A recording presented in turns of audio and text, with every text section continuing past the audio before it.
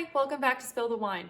With Halloween just around the corner, I have the perfect wine and recipe for the occasion. And if you're thinking, wait, Halloween wine? What? Wine for Halloween? Yes, you heard it right. Let's get to it.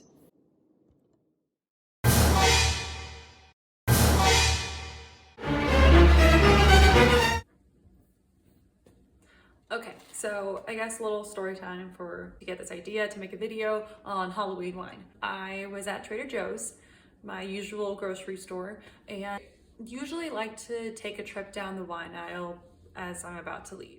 Not really if I'm looking for wine, just for the sake of like, hey, let's just see what's there. And this time around, when I turned around the corner, there was just this huge setup, and it was so cute. It was this big sign for Witches Brew Wine, and it has on chalkboard, drink up witches. But additionally, what really caught my eye was the fact that it said it was from the Leelanau wine cellars. Now, if that name doesn't sound familiar, then you probably don't know Leelanau wine, but it is truly a hidden gem of the Midwest when it comes to the Leelanau wine peninsula.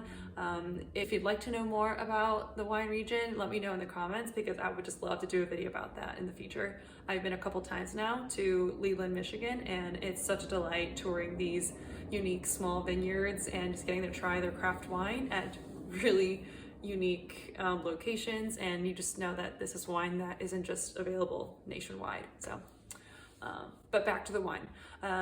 They have a few options available. The first one is the traditional Witches Brew Wine, which is the one you would use. So starting with the first, you have the traditional Witches Brew Wine.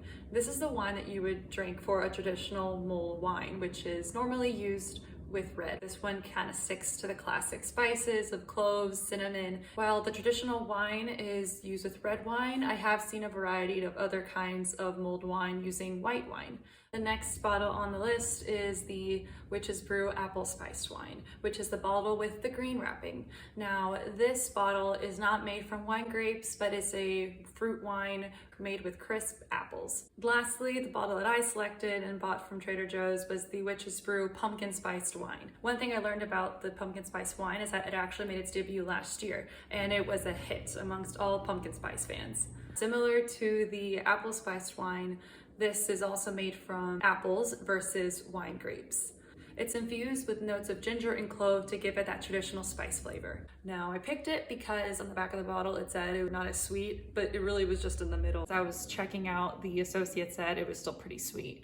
But he did recommend adding a shot of bourbon or whiskey, which when I heard that, I was thinking, oh, yes.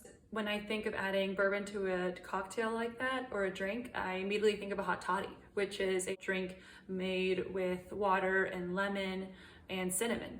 And back in the day, it was meant to be considered a treatment for the common cold. But then also when it comes to warming up wine and trying to make a traditional mulled wine, it has to be a red, or usually it's made with a red. However, the first time I tried mulled wine, it just was not a good taste for me. I'm not sure if the person who made it just overheated it and a lot of those flavors were just gone. But it just left me with a poor taste in my mouth. So I wasn't willing to try the red wine. So I thought, how about we try to emulate the aesthetic of the mulled wine by warming it up, but then also incorporating some aspects of the hot toddy drink, which would include the whiskey and some citrus. If you're a traditionalist when it comes to mulled wine and you only work with reds, then you may not be too intrigued by this, but I think it's always cool to try different things with different wines. And this pumpkin spice wine is so unique, and I think it could really work. But let's see how this turns out. This is what you'll need: 1 orange, cinnamon sticks, and a bottle of Witches Brew Wine. Witch's choice on which one you pick. First, open the bottle like so.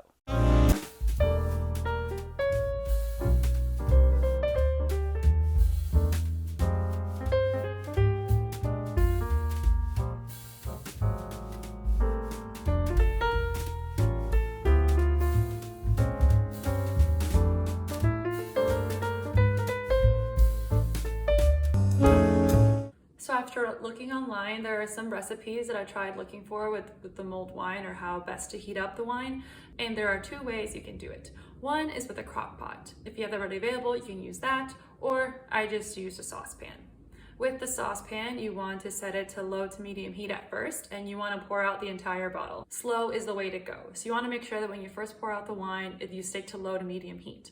After letting that heat up for a little bit, then you can add the citrus. You can cut the orange into some slices, and that way it allows the juices to seep through and let that natural citrus aroma combine with the wine. Depending on how much citrus you want in there, you really just want to let the aroma and the juices of the orange to kind of seep through a little bit. To help make the wine keep it bitter, then you can add in some of the peel.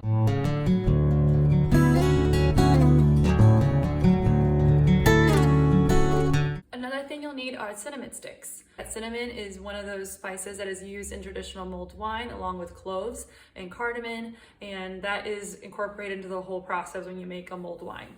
But in this case, we'll save it for later and use it as a stirrer once we add in the bourbon. Okay, so after adding in the orange slices and the peels, you just have to keep stirring constantly. As I mentioned before, slow is the way to go when it comes to heating up wine or even making mulled wine from scratch. If you start seeing any boiling or bubbles, the pan is too hot and you're gonna mess up the wine and the flavors. And another thing to keep in mind too is we don't want the flavors that we add into the wine to overpower the base of the wine itself. So in this case, we want to keep these pumpkin spice flavors strong. So after those 10 minutes are up and you've stirred consistently, you check the temp, and if you think it's warm enough, it's ready to serve. One thing to keep in mind when you're making this drink is that the orange you add into the wine will have some pulp coming out. So when you are ready to serve, make sure to use a strainer to get that pulp out. I didn't have that, but one hot tip that I found out, once you put the wine in the microwave to heat up again, because it cooled off for a little bit, the pulp actually came out to the sides, and that was super helpful for me just to scoop out the pulp from the edges, and that also helped to take away some of the added citrus flavor from the wine. So once you have the wine in your mug, make sure to save room for the bourbon. Pour out a shot of bourbon and pour it into the mug. While the wine already has a strong flavor to it, adding the bourbon is just that extra added boldness that I think really will elevate and enhance the drink. As I said before, I like bourbon, and I just overall just really like the smooth finish and taste when it comes to drinking bourbon. So combining this with the pumpkin spice, I think will be a really great addition. And then plus with the cinnamon and the citrus flavor, I think it will overall be a great combination of flavors. And this is where the cinnamon sticks come back. Grab a cinnamon stick, cut it in half if you want, if you don't want that strong of a spice flavor, but I used a full stick. And then you just use it to stir into the mug, and then you're able to enjoy. Depending on how much of a cinnamon spice flavor you want, you can time it to make sure that you take it out at a certain amount of time, but I just kept it in there for about 10 to 15 minutes. I found the cinnamon gives it a little extra kick, but a well balance between the citrus, the pumpkin spice wine, and the bourbon. So overall, I think the drink turned out pretty great. While it doesn't have the traditional aspect of using a red wine, and while I certainly did not stick to the traditional aspects of everything in a hot toddy, I still think it made a pretty great drink. So what do you think? Would you try this at home?